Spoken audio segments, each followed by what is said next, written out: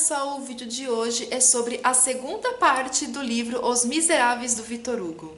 Vou deixar linkado aqui no box de descrição a primeira parte, né, em que falo sobre esse livro. Ele não é, gente, um diário de leitura, ele é um resumo das partes dessa edição que eu tenho aqui, que é da Martin Claret, ok? Esse tijolão aqui, sim, é um livro bem pesado, mas eu estou adorando a leitura, a edição, apesar do peso.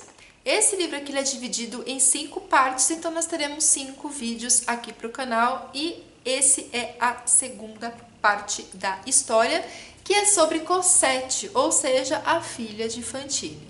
A família que cuidava da Cosette obrigava a mãe a mandar dinheiro e transformou a menina ali numa criada.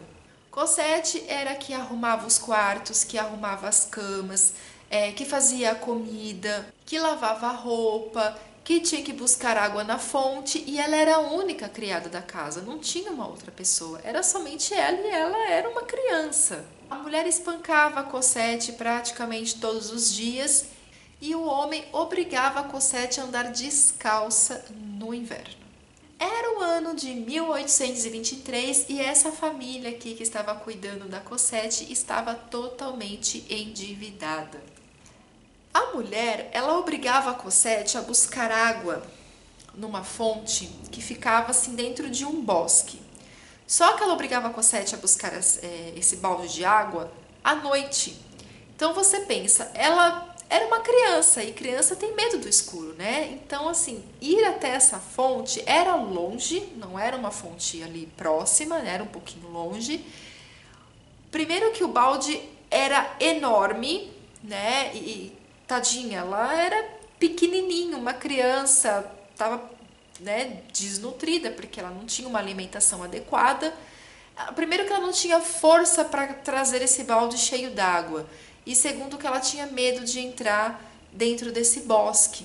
E você tem toda uma história, uma narrativa dela, até ela chegar nessa fonte, tem toda uma história, mas quando ela está voltando com o balde cheio d'água e tadinha, ela não consegue carregar, ela anda um pouquinho, para e a água cai do balde, ela anda mais um pouquinho e para, porque ela realmente não tem força para levantar, ela meio que arrasta esse balde.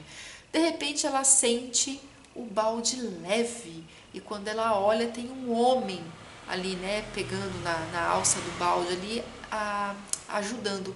Só que foi estranho que ela assim, ela não sentiu medo, não veio aquele medo daquele homem ali na hora, e ela não estava conseguindo enxergá-lo direito, e ele, enfim, se colocou para ajudá-la a carregar o balde, fez algumas perguntas de onde que ela era, onde ela morava e etc. E esse cara ficou hospedado ali na casa dessa família que estava endividada e assim, perceberam que ele tinha dinheiro, né? Então, eles acabaram hospedando o senhor. E esse senhor, vocês, né, já sabem quem é, o Jean Valjean, que teve toda uma história, ele foi preso, foi solto, fugiu, foi preso de novo, enfim, tem toda uma história aqui nessa segunda parte, mas eu vou focar a história de Cosette. Só que assim, até então ele não disse absolutamente nada, ele inventou uma história para a família e tal, e ficou só observando como a família tratava dessa criança, como, né, o que estava acontecendo, e ele viu tanto que Cosette era maltratada, espancada, era colocada como criada, né, e essa família tinha duas meninas, duas crianças que não deixavam Cosette brincar com elas tinham aquelas bonecas lindas e ela não tinha boneca alguma, e ele observando essas coisas, ele começou a tratar bem Cosette. Então ele foi até lá uma feirinha que estava tendo, comprou a boneca mais linda, mais cara que tinha e presenteou a menina com a boneca. Aí você também tem toda a história. História vai, história vem, esse homem acaba pedindo, né, para a senhora a Cosette para ele, se ele poderia levar a Cosette, já que ela era um peso para a família, né? Enfim, eles não iam receber mais dinheiro algum, porque a Fantine havia falecido. Então a mulher assim não pensou duas vezes e falou, pode levar essa menina. Só que aí o homem, como ele viu que o cara tinha dinheiro, ele pagou todas as despesas, né, a pensão, ele estava devendo 1.500 francos. Então ele falou que se ele quisesse levar a Cosette, ele teria que pagar pela menina 1.500 francos. E ele pagou a menina, já estava com uma muda de roupa que ele havia comprado, pediu para a Cosette vestir e eles saíram. Só que o homem, olha como é a ganância da pessoa, né? O cara, ele não se conformou, ele falou assim, eu poderia ter pedido muito mais dinheiro para ele, não só o que eu estava devendo, mas muito mais. E ele seguiu, ele foi seguindo a Cosette com o Jean Valjean. Enquanto ele estava seguindo os dois, várias coisas aconteceram até que o Jean Valjean entregou uma carta para ele, escrita pela própria Fantine, né? Aí ele viu que Fantine havia morrido, etc, que ele ia ficar com a garota e tal.